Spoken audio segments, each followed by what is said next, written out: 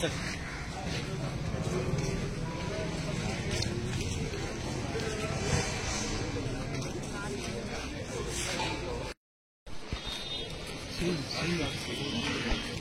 స్టాఫరా sir staff ఎక్కడండి ఏం దీనికి సమాధానం ఏంటి? సాక్షి ప్రతినిధి ఏలూరు ఉంది అసలు నలుగురు అంటే అక్కడికి వెళ్ళాము మన నలుగురు. ఇది ఏలూరు అని ఉంది కదా, ఏం జరిగింది? నేను చేసిన తప్పే ఉంది, నా పాత్ర ఏంటి అసలు? దీనికి సమాధానం ఏం చెప్తారు మీరు?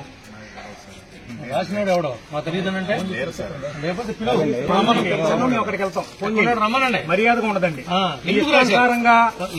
మాత్రం మర్యాద. చింతమనేని బాధితుడి రక్త తర్పణ, ఈ రక్త తర్పణ చేసుకుంటానికి కారకుడు ఎవడు? ఎందుకు మీరు ఇలాంటి అసత్యమైనటువంటి వార్తల్ని ప్రచారం చేస్తున్నారు? మీకు కావాల్సిన ఏంటి? మీ గోల్ ఏంటి? దీంట్లో రాజనాయపేసే నా పెట్టుబడి కానీ, నేను తవ్వటం కానీ, నేను తవ్వించడం కానీ జరిగిందా? ఇది ఒక వార్తాపత్రిక, అసత్యాలు ప్రచారం చేసేటువంటి ఒక వార్తాపత్రిక, ఒక పార్టీకి సంబంధించినటువంటి వార్తాపత్రిక.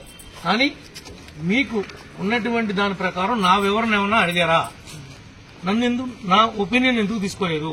చింతమనేని అనే మాట ఎందుకు ఉపయోగించారు? మీ అబ్బ సొత్తు గాని, మీ జగన్ సొత్తు గాని, మీ జగన్ తాత సొత్తు గాని, మీ జగన్ నాయన సొత్తు గాని, మీ వ్యక్తిగత ఆస్తులు గాని, పోనీ ఎవరి అయినా తెలుగుదేశం కావచ్చు, కూటమి కావచ్చు, వైఎస్ఆర్ వాళ్ళ ఆస్తులు గాని నేను ఎక్కడైనా రాజీనాయ పైసా కాజేయటం మీరు చూశారా? మీ అబ్బాయి చౌదరి 10 కోట్లు కొల్లేరు డబ్బులు ఎగ్గొట్టి పారిపోయాడు. ఇవాళ మీరు ఏమైనా ఫోకస్ చేశారా? నేను పోనీ ₹1 మీ పార్టీ వాళ్ళ దగ్గర, మీ సాక్షి ఏంటి వైఎస్ఆర్ వాళ్ళే కదా, పోనీ ఒక్కళ్ళ దగ్గర వసూలు చేయడం మీరు ఏమన్నా మీ నోటీసులోకి వచ్చిందా? ఏంటి దారుణం ఏంటి? మీకు పేపర్ ఉంది కదా, పెన్ను ఉంది కదా అని మీ ఇష్టానుసారంగా రాస్తే మేము చూస్తూ భరించాలా అని అడుగుతున్నా. మీరు వచ్చి దీని మీద సరైనటువంటి వివరణ ఇచ్చి మీరు మమ్మల్ని సాటిస్ఫై చేయలేకపోతే తప్పును తప్పుగా రాయండి. మీకు అభిమానం ఉంటే వాళ్ళ మీద 10 పైసలు ఎక్స్ట్రా రాసుకోండి. కానీ చేయని దానికి మమ్మల్ని బాధ్యులు చేయొద్దు అని అడిగా. సంబంధం లేని దానికి మమ్మల్ని ఇన్వాల్వ్ చేయొద్దు అని చెప్పి అడిగా. సార్ పేపర్ లో కూడా వ్యక్తిగతంగా గానీ మీకు సంబంధించి గానీ ఏమీ కూడా రాయట్లేదు కదా సార్. ఏదైనా రాసుకోవయ్యా, ఏముంటే వాస్తవాలు అది రాయి. వాస్తవాలు ఎప్పుడైనా రాస్తే నేను ప్రశ్నించానా? మీరు అవాస్తవాలు రాశారు. ఎన్టీఆర్ సాక్షిగా చింతమనేని బాధితుడి రక్త తర్పణ అన్నదానికే నేను వచ్చా. మీ గబ్బు పేపర్ వల్ల, మీ గబ్బు కొట్టించే పేపర్ వల్ల ఇట్లా రాసే కదా జగన్ గారిని అధికారంలోంచి దింపేశారు. మీరు ఇలా చేసే కదా మీ నెత్తి మీద మీరు చేపెట్టుకున్నారు. మా మీద ఎందుకు రాస్తున్నారు? మళ్ళీ మేమేం పోనీ నిజంగా రాసే హక్కు నీకుంది, నువ్వు ఎందుకు రాసావని నేను ప్రశ్నించట్లా. కానీ నా వివరణ ఎందుకు అడగలా? నా పేరు మెన్షన్ చేసేటప్పుడు నా పేరుని, నా ఇంటి పేరుని నువ్వు ఉదాహరించినప్పుడు నా వివరణ కానీ, నా నాయకుల వివరణ కానీ, కార్యకర్తల వివరణ కానీ తీసుకోవాలి కదా. అసలు ఎగ్జామిన్ చేయాలి కదా. ఇప్పుడు వాళ్ళు కూడా వచ్చారు, వాళ్ళకి 90 లక్షలు బాకీ ఉందంట. 90 లక్షలు తీసుకుని మా డబ్బులు ఇవ్వట్లేదు, మమ్మల్ని తోకొనిట్లేదు అని వాళ్ళు వచ్చారు. మరి దానికి అగ్రిమెంట్లు కూడా తీసుకొచ్చారు వాళ్ళు. ఇదంతా బ్యాంక్ ట్రాన్సాక్షన్ చేశారు. డబ్బు ఇదంతా అకౌంట్ ట్రాన్స్ఫర్ జరిగింది, డబ్బు అంతా. మరి దానికి ఏం సమాధానం చెప్తారు? ఒకసారి ఆయనతో మాట్లాడి వివరాలన్నీ తీసుకొని ఆయన స్టేట్మెంట్ లాగా ఇస్తాం సార్. ఒకసారి మా ఆఫీస్ లో కూడా చెప్పి. ఎంతసేపులో వస్తావు నువ్వు? నువ్వు వచ్చే వరకు నేను వెళ్ళదలుచుకోలేదు. ఒకవేళ నేను రాను అంటే చెప్పు, మేమేం చేయలేదో చేసి వెళ్ళిపోతా. నేను నాకు 2 నిమిషాల పనే. నువ్వు వచ్చి మీరు ఆన్సర్ చేయకపోతే నాకు 2 నిమిషాల పనే. అంటే ఒకటి ఇప్పుడు మీరు చెప్పారు, మీరు వినండి. మీరు మా పరువు తీసినట్టుగా మీ పరువును తీయడానికి మేము సిద్ధంగా లేము సార్. లేదు మీరు అన్నట్టు సాటిస్ఫై వివరణ అన్నారు సార్. ఇప్పుడు మీరు ఇక్కడ జరిగింది తప్పు జరిగింది, తప్పు జరిగింది కాబట్టి నేను క్వశ్చన్ చేయటానికి వచ్చా. నాకు అధికారం ఉంది కదా అని యాజ్ ఎమ్మెల్యేగా రాలా. నేను ఒక పౌరుడిగా అడుగుతున్నా, నాకు సంబంధం లేని విషయంలో నా పేరు ఎందుకు తీసుకొచ్చారు అని. ఎవరిని బదనాం చేస్తారు? లేదండి, ఆడి పొలం ఎంత వాల్యూ ఉందో అంత డబ్బులు ఇప్పుడే ఇచ్చేస్తా. నేను కనుక 1% కనుక రాంగ్ చేసి ఉంటే 0% ఉంది నాది.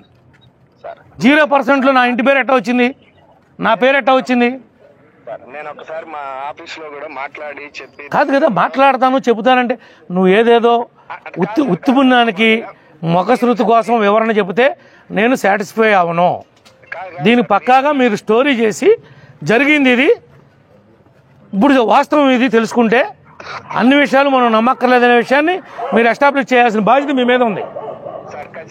అది చేయకపోతే కనుక నేను మిమ్మల్ని వదిలిపెట్టే ప్రసక్తి లేదు.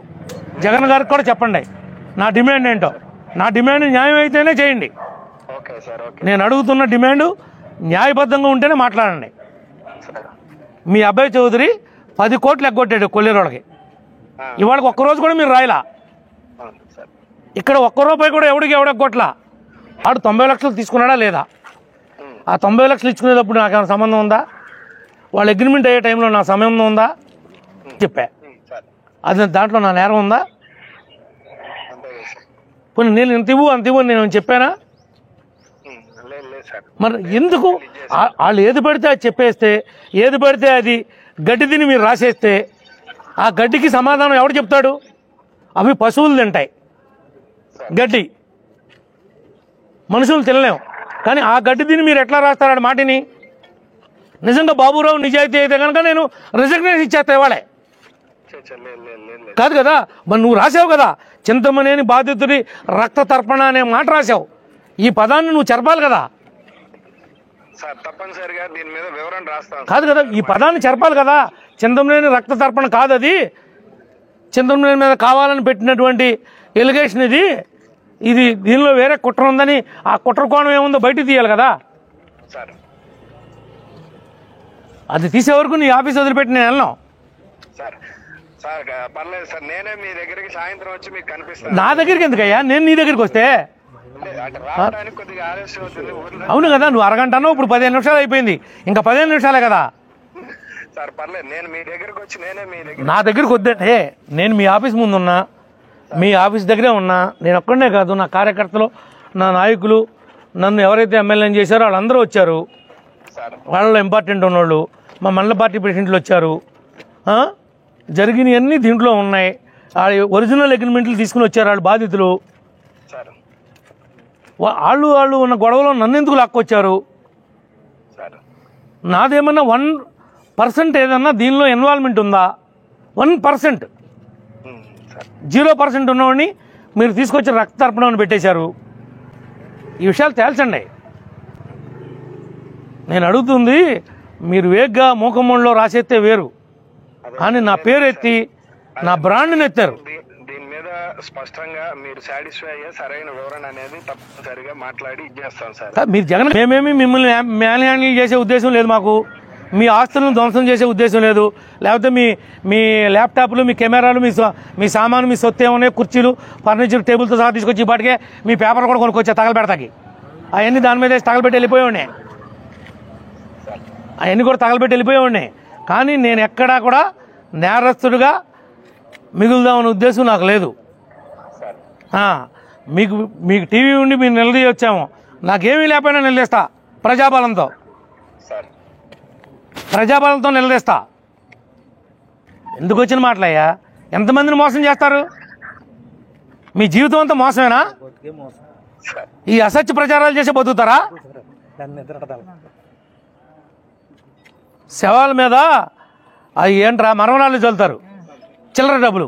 ఆ మరణాలు చిల్లర డబ్బులు బతుకులాగా ఉందా మీ బతుకు? ఇదేంటయ్యా? డైరెక్ట్గా పోరాడండి. ఎప్పుడు చేయరాదు కాదే, డైరెక్ట్గా పోరాడండి. అసలు వాళ్ళ జీవితం మీరు ఇల్లు ఇప్పించలేదేంటి? మీరు రోడ్లు వేయలేదేంటి? మీరు కరెంట్ ఇవ్వలేదేంటి? మీ సూపర్ 6 ఏమైందని ప్రశ్నించిన సమాధానం చెప్తా. ఈ లుచ్చా, ఈ లపంగి రాజకీయం ఏంటయ్యా? మీడియా మిత్రులందరికీ నమస్కారం. ముఖ్యంగా